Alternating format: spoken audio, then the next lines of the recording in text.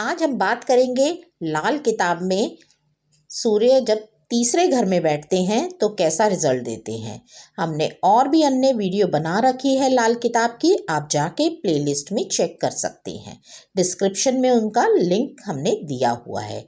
और भी सूर्य अन्य घरों में कैसा रिजल्ट देंगे यह भी हमने अलग से प्लेलिस्ट बना रखी है, आप उसे भी जाकर देख सकते हैं।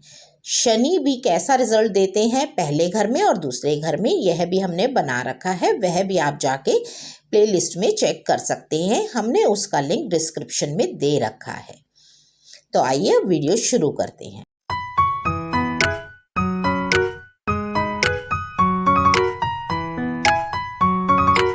मैं एस्ट्रोलॉजर शिखा जैन अपने चैनल पे आप सभी का स्वागत करती हूँ। तीसरे हाउस में, तीसरे घर में बोला जाता है सूर्य देव को दौलत का राजा। पर क्यों, इसके बारे में आज हम आपको देंगे विस्तृत जानकारी।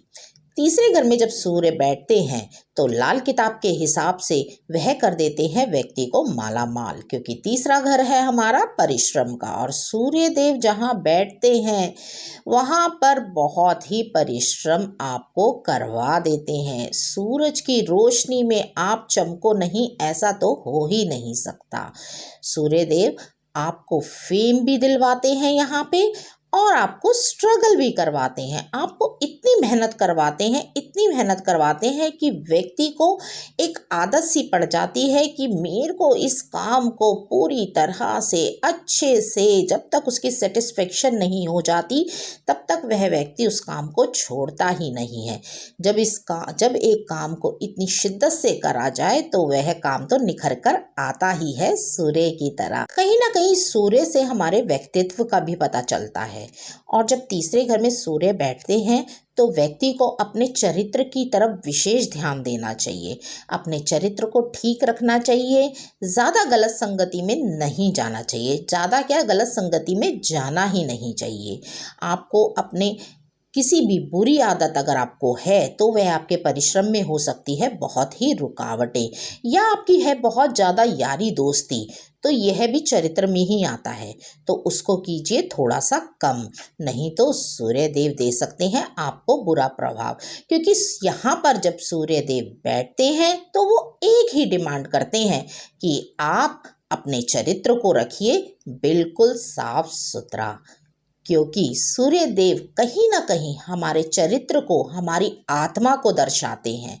और लाल किताब के हिसाब से सूर्य देव होते हैं हमारी आत्मा के मालिक। तो अपनी आत्मा को रखिए शुद्ध। और तीसरे घर में जब सूर्य बैठते हैं तो बस वह यही डिमांड करते हैं।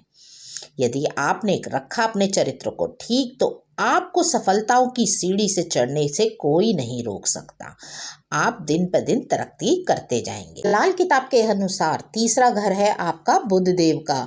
सूर्य बैठे हैं बुध देव के घर में, तो वह हमें क्या हेल्प करेंगे हमारे व्यापार में, या हम कोई कार्य करने जा रहे हैं या हम कोई काम करते हैं तो उसमें आप कर सकते हैं। सरकार से संबंधित कोई भी कमीशन का काम वह देने वाले हैं आपको बहुत ही फायदा। कमीशन बेस्ड काम में आपको मिलेगी उन्नति। यदि आप अपना काम करते हैं उसमें आप यदि राय देने का काम करेंगे तो आपको होने वाला है बहुत ही फायदा, और साथ ही आपको मिलेगा बहुत ही फेम। आपको अपनी बहन और अपने रिश्तेदारों से भी आपको यहाँ पे फायदा मिल सकता है यदि आपके सूर्य बैठे हैं थर्ड हाउस में। तीसरे घर में जब सूर्य बैठता है तो व्यक्ति अपने जुगाड़ से, जी हाँ, व्यक्ति के बहुत जुगाड़ होते हैं। और एक बात और मैं आपको बताऊं, उस व्यक्ति का अपने से बड़ी उम्र के लोगों के साथ उठना बैठना होता है, जो कि ओहदे में भी बड़े होते हैं और वैसे उम्र में भी बड़े होते हैं। उनके साथ उठना बैठना होता है तो वह उनके लिंक से अपना काम निकाल सकते हैं, यानी कि जुगाड़ से काम कर सकते हैं। आपको जुगाड़ से अच्छे अच्छे ऑफर मिल सकते हैं, कुछ भी सरकारी संस्था में भी काम मिल सकता है और भी अन्य काम करने का मौका मिल सकता है। जब सूर्य तीसरे घर में बैठता है तो व्यक्ति की ड्वेल इनकम भी देखी जाती है।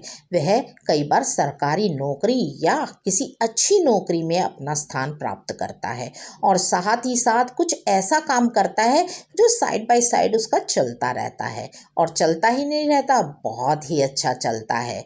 तो तीसरे घर में सूर्य, जैसा कि मैंने स्टार्टिंग में ही कहा कि होता है दौलत का राजा। जब सूर्य तीसरे घर में बैठते हैं तो सूर्य के शत्रु और मित्र ग्रह भी बहुत ज़्यादा इफेक्ट डालते हैं हमारी जन्म कुंडली पे।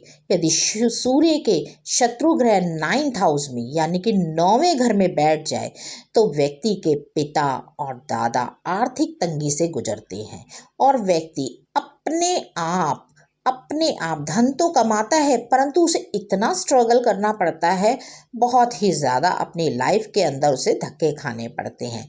इसका मतलब ये रहा कि यदि शत्रु ग्रह बैठे हैं तो वो आपके घर वालों से करवा सकते हैं आपकी अनबन।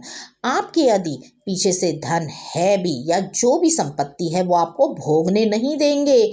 आपको करना पड़ेगा अपनी लाइफ के अंदर खुद ही स्ट्रगल, और हो सकती है आपके घर से अनबन, जिससे कि आपको अपने घर से कुछ दूर जाकर रहना भी पड़ सकता है। तीसरे घर का सूर्य आपको ऐसे ही नहीं बनने देगा दौलत का राजा। आपको रखना पड़ेगा अपनी जबान, अपनी भाषा पर भी कंट्रोल, अपने बोलने के ढंग को और अपने बर्ताव में भी, और अपनी कम्युनिकेशन स्किल को करना पड़ेगा थोड़ा सा सॉफ्ट और अच्छा। आप बोलते हैं बहुत ही अच्छा, मैं ये नहीं कह रही हूँ आप खराब बोलते हैं, आप बहुत अच्छा बोलते हैं, परंतु कभी कभी अपनी बातों के तीर से आप सामने वाले के दिल को कर जाते हैं छलनी, जिसके कारण हो जाते हैं आपके रिश्ते खराब, और आपको उन लोगों को बहुत ही कर देते हैं दिल से दुखी। तो अपने बोलने पे थोड़ा सा संयम आपको रखना पड़ेगा। जब सूर्य बैठते हैं ना तीसरे घर में, तो कई बार आपके पड़ोसी आपसे इतना झगड़ा करते हैं कि आपका अपने ही घर में रहना हो जाता है बहुत ही मुश्किल। तो वो हम कैसे देखेंगे? यदि आपके 11वें घर में बैठे हैं सूर्य के शत्रु ग्रह, तो मिल जाएंगे आपको पड़ोसी ऐसे जो अपने ही घर में आपका रहना कर देंगे दूभर।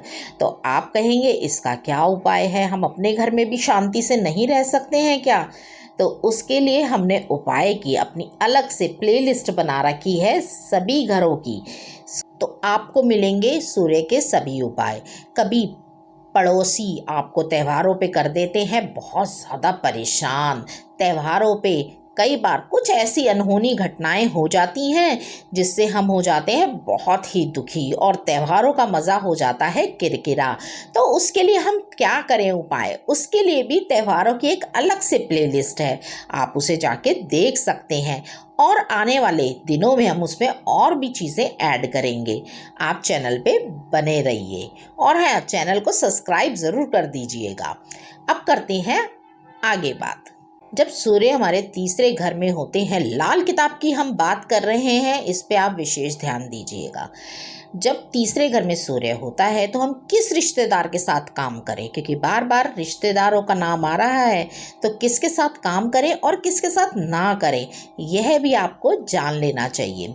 हम बहन, बेटी, बुआ के साथ कार्य कर सकते हैं जो कि हमें देगा सफलता, परंतु यदि आप करते हैं इनके लड़कों के साथ काम, यानी कि बहन, बेटी और बुआ के बेटों के साथ कार्य करते हैं, तो आपको हो सकता है नुकसान।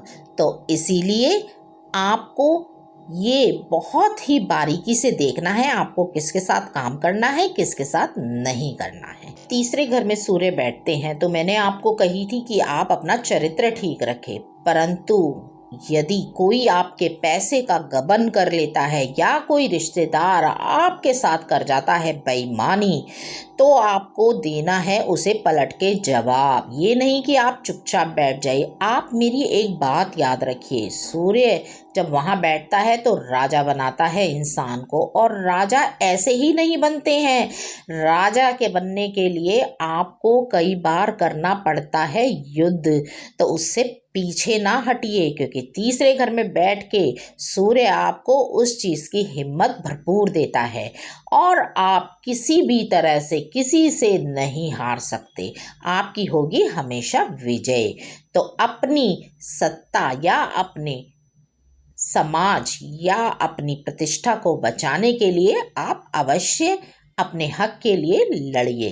अब वीडियो में मैं आपको एक बात ऐसी बताने जा रही हूँ कि आप सुन के रह जाएंगे हैरान, क्योंकि आपने सुना है सूर्य और शनि जब साथ में बैठते हैं तो व्यक्ति की कुंडली में मचा देते हैं कोहराम। पर यदि यहीं पर ही तीसरे घर में बुध भी साथ में आके बैठ जाए, क्योंकि बुध का ये है अपना घर, तो वह दोनों को आराम से मना लेते हैं और फिर व्यक्ति को मिलता है बहुत ही अच्छा फल और कामयाबी भी। तो यह बात मेरी याद रखिएगा, क्योंकि बुध ग्रह जो होते हैं वो दोनों की समंजस से बिठा के चलते हैं, दोनों की मित्रता बना के चलते हैं। यदि आपको लाल किताब से संबंधित वीडियोस देखनी है तो उसकी हमारी अलग से प्लेलिस्ट है, आप उसको जाके डिस्क्रिप्शन में चेक कर सकते हैं। लाल किताब से ही संबंधित शनि की, तीसरे घर में शनि कैसा रिजल्ट देगा उसकी भी वीडियो है, आप वो भी जाकर देख सकते हैं। लाल किताब से संबंधित सूर्य कैसा फल देगा सभी घरों में, इसकी भी अलग से प्लेलिस्ट हमने बना रखी है। हमारी राशि से संबंधित भी 12 राशियों की प्लेलिस्ट है जिसको आप जाकर देख सकते हैं, उसका भी डिस्क्रिप्शन में आपको लिंक मिल जाएगा। यदि आपको मेरी वीडियो अच्छी लगी है तो वीडियो को लाइक करें, चैनल को सब्सक्राइब करें और बेल आइकन को ज़रूर प्रेस कर लें। धन्यवाद।